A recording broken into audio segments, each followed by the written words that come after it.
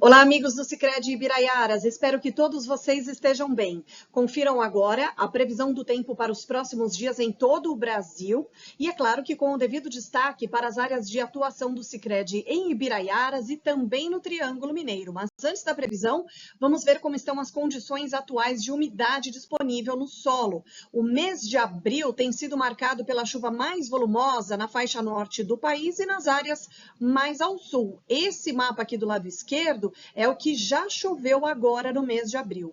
Esse do lado direito, no canto superior, ele contempla a chuva que já caiu e a previsão até o final do mês, o que deve fechar aí um abril com bastante chuva na faixa norte do país e também com uma chuva bastante significativa entre o Paraguai, a Argentina e o centro-oeste do Rio Grande do Sul, onde inclusive vai ultrapassar a média histórica de acordo com o nosso mapa aqui de anomalia. Agora, entre São Paulo, Minas e leste de Goiás, a tendência é de redução da chuva no decorrer das próximas semanas. A umidade no solo ela continua elevada nas áreas mais ao norte, temos bons índices no sul também e nessa faixa preferencial da costa do sudeste até a região norte do Brasil.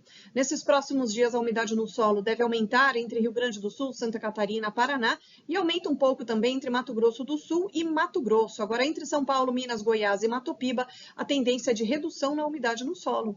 Mas não tem previsão de frente fria?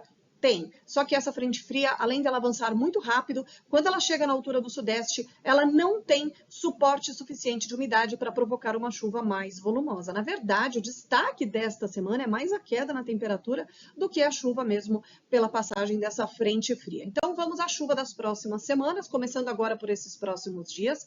Neste momento temos um sistema frontal que é constituído por uma frente fria e um ciclone extratropical. O ciclone, no caso, está na altura da Argentina e do Uruguai, provocando muita chuva e muita ventania. Agora, a frente fria associada a ele é que avança pelos 3 estados do sul do país, provocando tempestades, chuva com muita ventania e muitas descargas elétricas. Agora, como essa frente fria ela avança de forma muito rápida, não dá tempo de ter um acumulado tão expressivo de chuva. Então, tem até previsão de chuva para o Rio Grande do Sul, Santa Catarina e Paraná, mas o maior acumulado previsto para esses próximos dias fica para a faixa norte do Brasil. E aqui para o centro e sul do país, mesmo que chova, é uma chuva que não alcança a média histórica para esse período de 16 a 22 do 4. Depois de 23 a 29 de abril, volta a chover forte na região sul. Tem outra frente fria para se formar no começo da outra semana, e que aí deve provocar uma chuva mais expressiva no Rio Grande do Sul, inclusive ultrapassando a média histórica. E percebam que aqui no centro do país, cada vez mais o tempo começa a firmar entre o sudeste e o centro-oeste, isso deve se expandir também para áreas do Mato Piba. Olha só o comecinho do mês de maio, como já fica, já começa a abrir cada vez mais, a chuva se concentrando na faixa norte, faixa leste do nordeste e nas áreas mais ao sul do Brasil. Próximo período também, chuva nos extremos e o centro do país com tempo mais firme. De 14 a 20 de maio, a mesma situação e esse tempo mais firme na porção central. E de 21 a 27 de maio, praticamente a gente vai ver aí entre final do mês de abril e decorrer do mês de maio a consolidação do período seco no centro do país, o que é natural para a época do ano.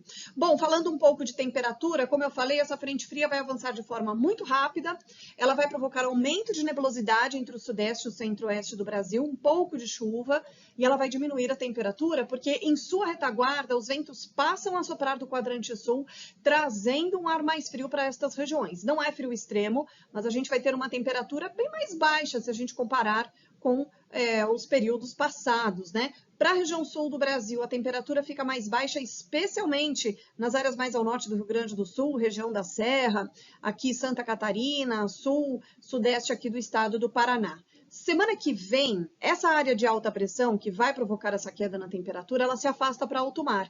E aí volta a esquentar no interior do Brasil e esquenta ainda mais nos últimos dias do mês de abril, tá? Esses mapas aqui embaixo mostram a diferença entre um período e outro. Então, dessa semana para a semana que vem, volta a esquentar aqui no interior do Brasil. Isso especialmente no começo da semana que vem.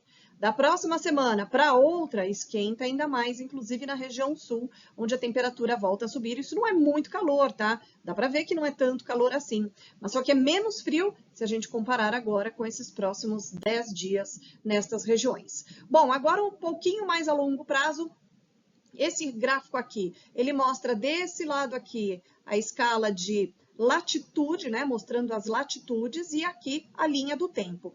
Quanto mais azul a mancha, mais forte, mais acentuada é a queda na temperatura. E aqui a gente consegue ver o alcance dessas ondas de frio. Tem um friozinho previsto aqui na virada do mês de abril para maio. Antes disso, a temperatura sobe, aí lá na virada do mês a temperatura deve cair com o avanço de alguma frente fria.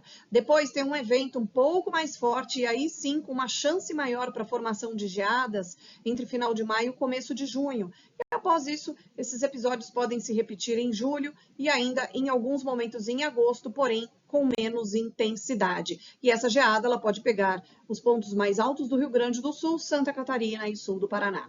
Agora vamos à tendência de chuva e temperatura para os próximos dias. Capão Bonito do Sul tem chuva forte para agora, por causa da frente fria avançando. Aí para de chover, entra o ar polar, diminui bem a temperatura. Olha a queda de temperatura aqui, ó, em torno de 7, 8 graus na madrugada de quarta para quinta-feira.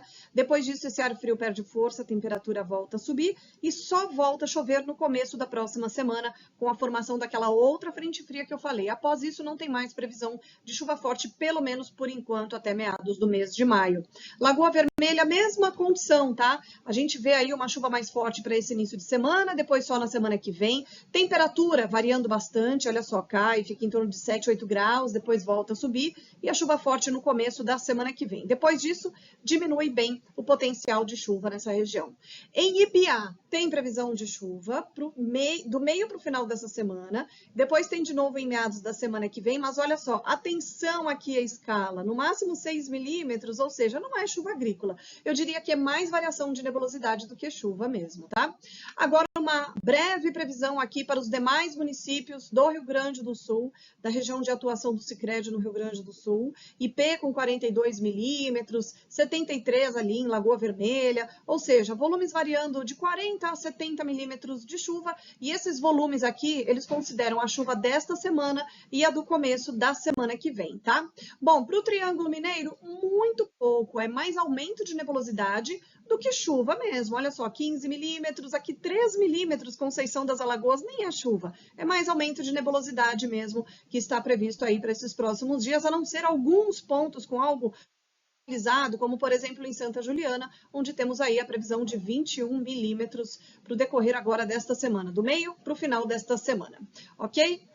Tenham todos uma excelente semana e até a próxima!